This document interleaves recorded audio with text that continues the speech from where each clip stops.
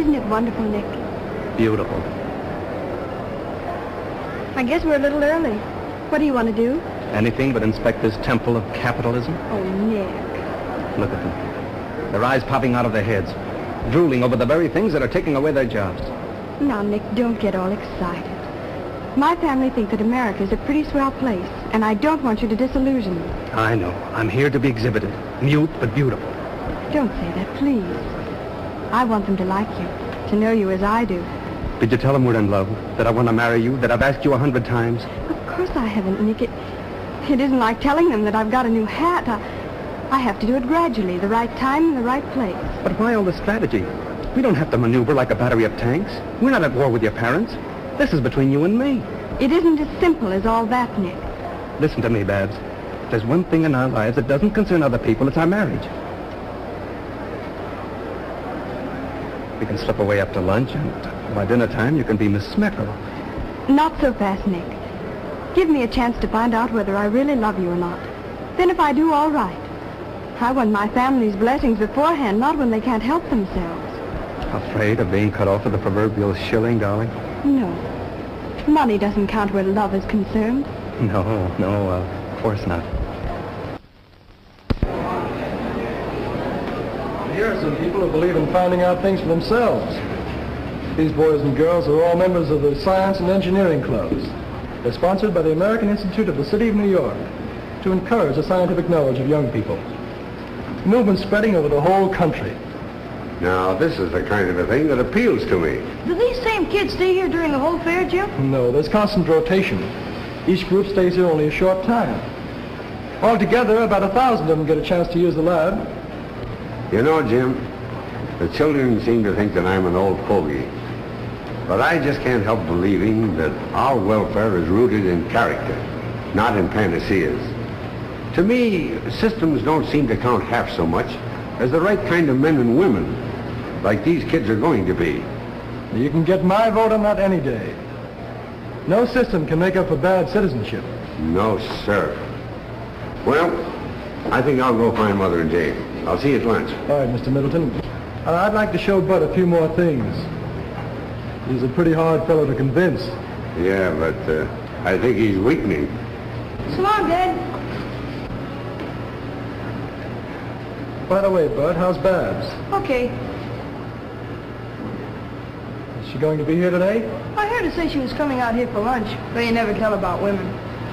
Desperate spurt, hitting those dishes with everything she has. She's consistently diving in the bottom of the dark and greasy water to search for knives and forks. Dishwater splashing around terrific rate all over Mrs. Drudge. That rubber apron isn't much help now. She's splashing so hard it's getting all over me, and it's a little dangerous to attempt to give a blow-by-blow account of what's going on in that dishpan. There's a lot of action over here. She's mopping up with a towel to get the water some of the dishes she dried a few minutes ago. That water in the pan is an awful messy-looking sight, folks. I wish you could see it. Incidentally, in the entire operation, the dishwasher will use a total of only 15 quarts of water, which is a lot less than Mrs. Drudge's used. And now over here, Mrs. Drudge washes dishes just like Tom. That water's not coming out, and remember, folks, takes him an hour to wash a plate. The heated dishes, then he usually drops when that door's open. I mean, he gets more water on the floor than on the dishes. That's why I never let him help me anymore. Mrs. Drudge, come on. Now I know he's smarter than you. Very fast, Mrs. Drudge, come on, please. Hurry, Mrs. Drudge, before it's too late. That water's coming out very fast. Too late. There's the last drop of water, folks. The contest is over in exactly 7 minutes and 58 seconds. In that time, Mrs. Modern has washed 50 dishes and 40 pieces of silverware. Well, it's all over, Mrs. Drudge. You may as well rest now. As I said before, ladies and gentlemen, this contest is going to be scored on 3 counts. First, the time it takes to do the dishes. Unquestionably, Mrs. Modern wins on that score. Second, the cleanliness of the dishes. They are clean, they are dry, and sparkling. They do honor to any woman's table, so Mrs. Modern wins point number 2. Her dishes are certainly cleaner. And now, point number 3. The condition of the contestants. Mrs. Modern looks as fresh and neat as when she stepped into the ring, while Mrs. Drudge, well, I'll have to leave that to you. And so, ladies and gentlemen, I give you the winner, Mrs. Modern.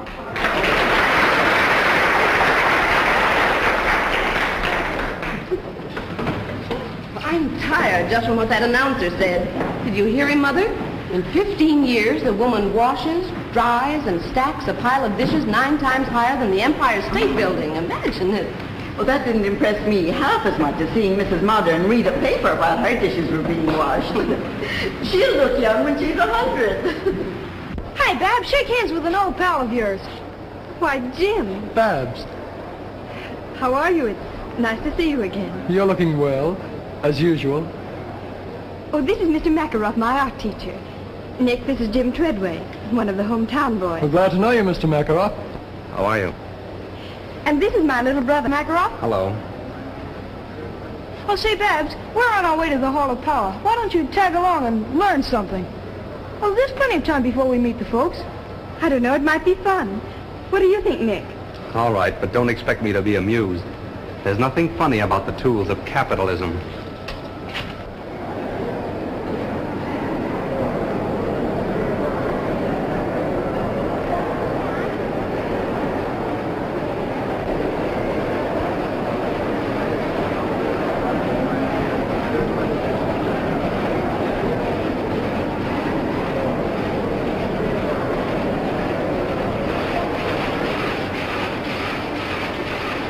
Boy, look at that machine make ribbon. 7 at a time, ain't it, honey? You'd be nearer right if you called it a Frankenstein's monster. No, that's in the movies. Why do you call it that, Nick? Machines like this destroy jobs. Think of the number of people who'd be working if we didn't have these power looms. Yes. I guess every woman in America would be weaving, and every home would be a sweatshop producing clothes for the family, like they were before we had power looms. I don't think I'd like that very much. I don't think you'd like homespun clothes either. Grandma tells me they didn't have much style, but they cost so much in hard labor you wore them till they fell apart. That's what the Cossacks do in Russia. Every couple of years they peel off their duds like sticking plaster. It might interest you to know that only the peasants do that. Not here they don't. We ain't got any. But you didn't answer Nick's question. I mean about looms like this keeping people out of work. A fellow with a red beard asked me the same thing the other day. He waited while I looked it up. And there were 4 textile mills in America in 1800. They employed a few hundred workers and used water power. Today, with electric and other power, around 1 million persons are employed in the textile industry. And clothes are so cheap, no one has to make his own. That, I think, answers your question. What's over here, Jim?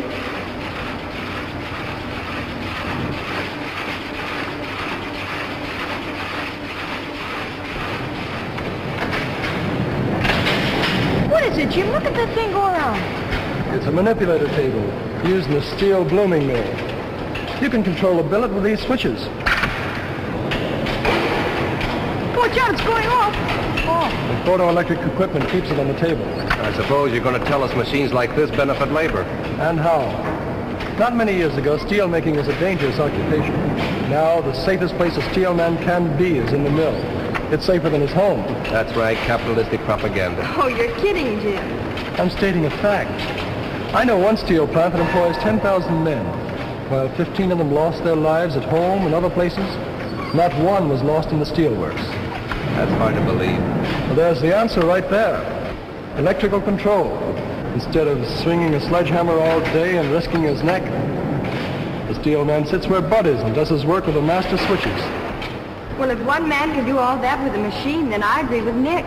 It can't help but lessen jobs. Here's why they don't, Babs. It's very simple. Machine production makes better and cheaper products. As a result, more people want and can buy them. That in turn creates a demand for more labor. That's just one of those so-called economic laws that doesn't work in practice. It works in steel, printing, textiles, and automobiles, and they're the most mechanized industries in the country. Yes. Let's go see what's over here, Nick. Oh,